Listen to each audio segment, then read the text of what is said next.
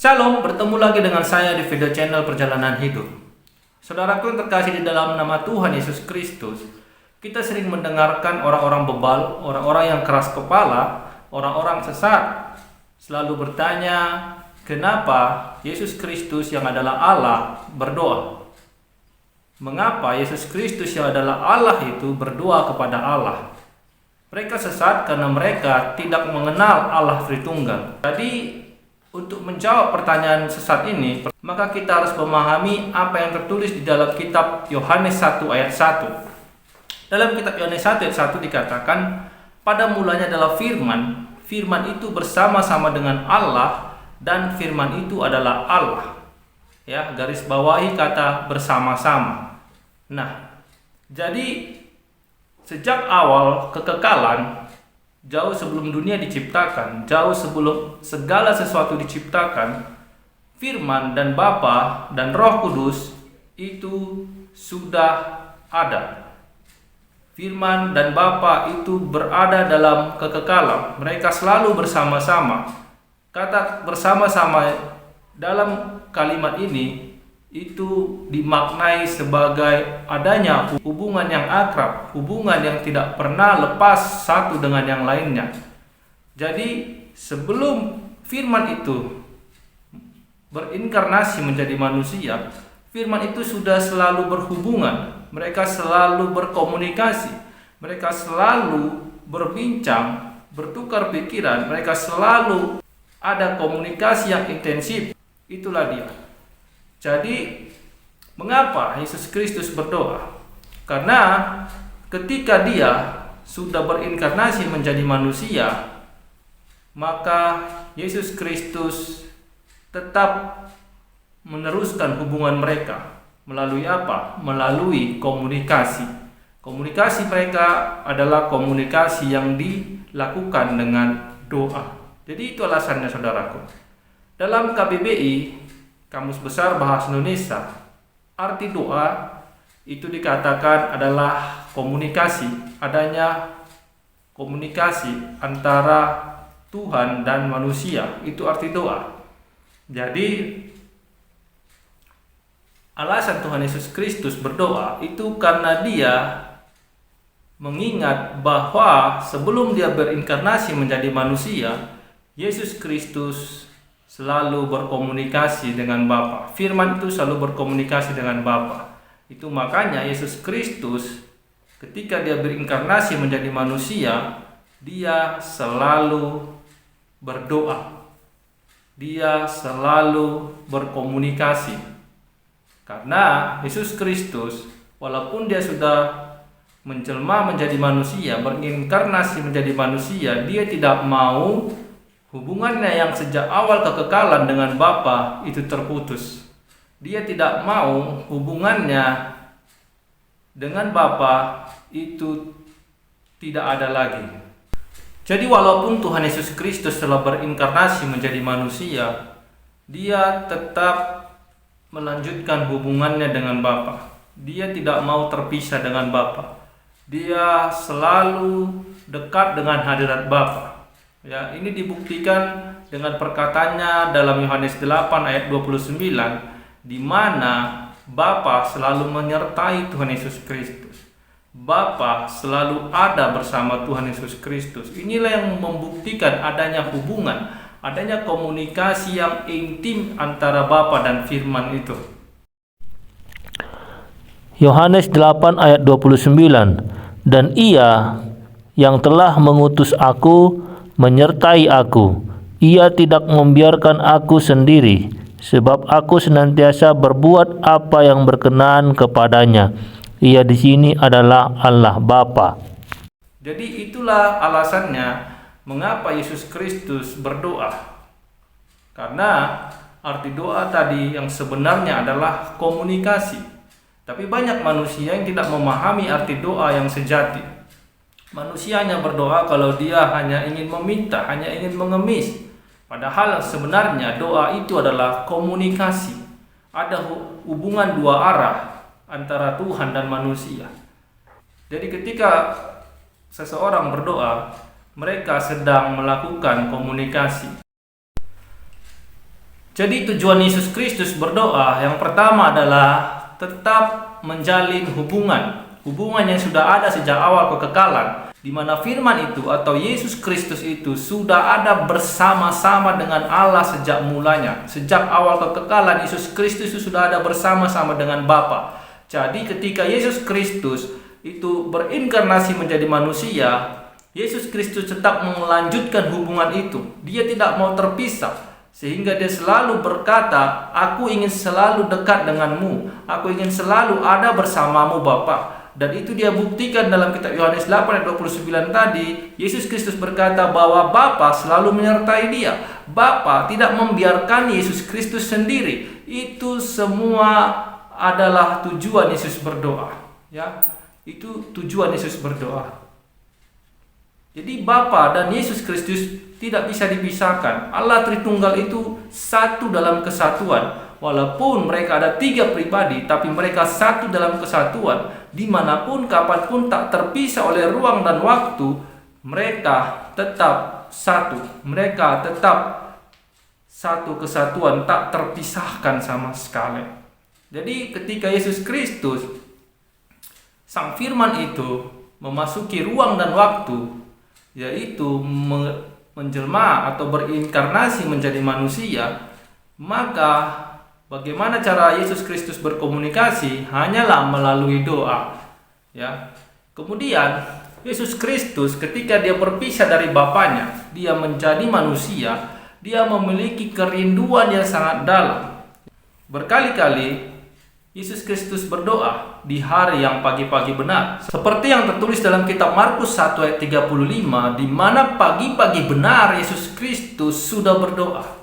Artinya ada kerinduan yang sangat dalam ingin bertemu dengan Sang Bapa.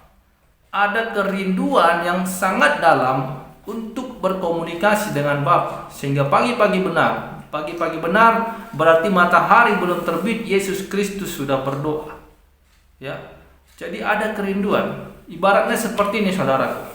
Saya kasih ilustrasi. Anda merantau dari rumah orang tua Anda. Misalnya katakan orang tua Anda ada di kampung, Anda merantau ke Medan. Ya, tentunya yang Anda biasanya akrab, selalu berkomunikasi pagi, siang, sore, malam sama bapak Anda di rumah, di kampung. Tiba-tiba Anda merantau ke Medan, Anda tidak lagi berkomunikasi seperti waktu di kampung. Ada kerinduan. Jadi bagaimana cara Anda melepas kerinduan itu? Tentu saja Anda akan mengambil handphone Anda lalu menghubungi bapak Anda ke kampung dan kalian berkomunikasi. Itulah yang dinamakan dengan doa. Jadi alat manusia untuk berkomunikasi dengan Allah itu adalah doa. Jadi doa yang benar itu adalah doa yang keluar dari dalam hati. Ya. Doa yang ada dari dalam hati. Apa saja yang ada dalam hati kita sampaikan kepada Allah. Itulah doa yang benar. Tetapi manusia banyak tidak tahu berdoa. Mereka pikir berdoa itu hanyalah hafalan. Makanya banyak doa-doa yang dihafal. Padahal doa yang paling bagus, doa yang paling hebat, doa yang paling mujarab adalah doa yang keluar dari dalam hati. Dan itulah yang diajarkan Yesus Kristus kepada manusia, supaya manusia selalu berdoa kepada Bapa, supaya manusia selalu berdoa kepada Allah itu untuk menjalin komunikasi antara Tuhan dan manusia, di mana komunikasi antara Tuhan dan manusia ini sudah sempat terputus oleh karena dosa dari Taman Eden. Tetapi Yesus Kristus memberikan teladan. Dia saja yang adalah Allah, yang adalah firman yang kekal itu, selalu berdoa kepada Bapa. Apalagi kita manusia yang fana, manusia yang binasa ini. Maka Tuhan Yesus Kristus memberikan teladan kepada kita supaya kita berdoa, supaya kita selalu berkomunikasi dengan Allah. Tuhan Yesus Kristus mengajarkan kepada kita bukan dari dunia ini, kita berasal dari Allah. Untuk itu jalin hubungan, jalin relationship melalui komunikasi yang intens kepada Allah, yaitu di dalam doa-doa kita. Jadi itulah saudaraku terkasih dalam nama Tuhan Yesus Kristus, mengapa Tuhan Yesus Kristus yang adalah Allah itu berdoa. Ya, mengapa? Karena yang pertama tadi, dia tetap ingin melanjutkan hubungannya, kebersamaannya kepada Bapa.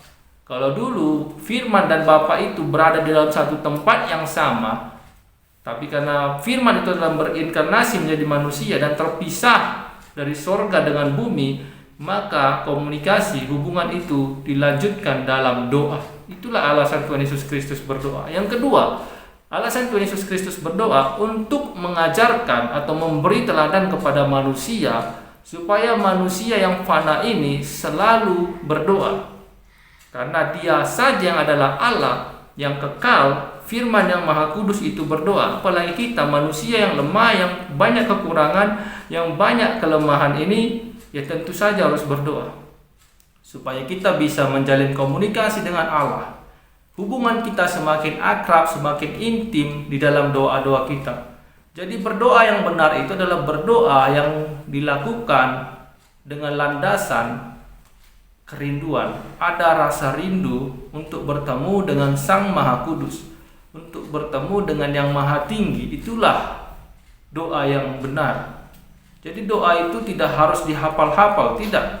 Memang ada beberapa doa yang kita hafal seperti doa Bapa Kami, dan bahkan di Katolik ada doa Salam Maria dan doa-doa yang lain. Tetapi doa yang paling ampuh, doa yang paling mujarab, doa yang paling berkuasa, itulah doa yang keluar dari dalam hati kita. Apa yang timbul dari dalam hati, itu yang kita utarakan kepada Allah. Itulah makna doa yang sebenarnya. Jadi ketika manusia berdoa dengan rasa kerinduan, maka akan timbul pengagungan, akan timbul rasa hormat, akan timbul rasa yang merindukan, akan timbul rasa yang membutuhkan. Jadi bukan seperti yang selama ini manusia pahami bahwa doa itu hanya ketika dia meminta bantuan. Tidak. Ya. Bayangkan, manusia beribu-ribu tahun tidak pernah memahami apa makna doa yang sejati. Jadi Tuhan Yesus Kristus yang adalah Allah mengajarkan kepada kita, inilah berdoa. Beginilah berdoa. Ketika engkau ada kerinduan, kapan saja kau bisa berdoa. Tuhan Yesus Kristus sepanjang pelayanannya di dunia ini dia selalu berdoa. Beberapa kali di Alkitab, di Injil dituliskan pagi-pagi benar Tuhan Yesus Kristus berdoa. Belum lagi ketika dia di Taman Getsemani, dia selalu berulang-ulang kali berdoa. Ya, berulang-ulang kali berdoa.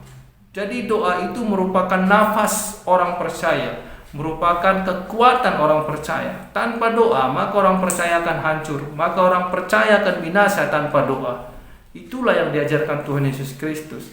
Jadi ada dua alasan kenapa Tuhan Yesus Kristus yang adalah Allah itu, yang adalah firman yang maha kudus itu berdoa. Sekali lagi saya ulang, yang pertama adalah dia ingin tetap menjalin hubungan yang sempat terpisah, ya, terpisah dengan Bapanya. Karena seperti yang tertulis dalam Yohanes 1 ayat 1, dia selalu bersama-sama dengan Bapa. Jadi dia ingin selalu bersama-sama dengan Bapa walaupun dia ada di dunia ini, ya. Makanya seperti kata Yohanes dalam kitab Yohanes 8 ayat 29 tadi, dia selalu disertai, dia tidak pernah dibiarkan Bapa sendiri. Itulah yang namanya relationship, ada hubungan yang akrab, hubungan yang intim. Jadi itu tujuan Yesus Kristus berdoa, dia tidak mau terpisah. Makanya ketika di Taman Getsemani dia sangat sedih. Karena apa? Karena dia akan dipisahkan oleh Bapa dengan dirinya karena dosa. Itu dia saudara. Yang kedua, Tuhan Yesus Kristus ingin memberikan teladan kepada kita manusia yang binasa ini, manusia yang lemah ini, supaya tetap berdoa. Apapun keadaan, apapun masalah, apapun kondisi kita harus tetap berdoa. Karena Tuhan Yesus Kristus telah melakukannya. Dalam segala kondisi Tuhan Yesus Kristus berdoa. Ketika dia mau menyembuhkan orang buta, dia berdoa. Ketika dia membangkitkan Lazarus, dia berdoa. Ketika dia menyembuhkan orang lumpuh, dia berdoa. Bahkan ketika dia akan menyerahkan nyawanya di kayu salib, dia tetap berdoa. Jadi dalam hal ini Tuhan Yesus Kristus mengajarkan bahwa doa itu adalah kedisiplinan, doa itu adalah ketaatan, penurutan kepada kehendak Allah. Jadi orang yang suka berdoa adalah orang yang taat. Orang yang suka berdoa adalah orang yang patuh kepada firman, bukan orang yang bebal, bukan orang yang keras kepala, apalagi orang yang merasa suci dan merasa benar. Jadi saudaraku terkasih dalam nama Tuhan Yesus Kristus, demikian video ini. Semoga video ini bisa memberikan pencerahan kepada saudara. Video ini bisa membuat saudara semakin memahami kebenaran firman Tuhan. Sampai jumpa di video selanjutnya. Tuhan Yesus Kristus memberkati kita semua. Amin.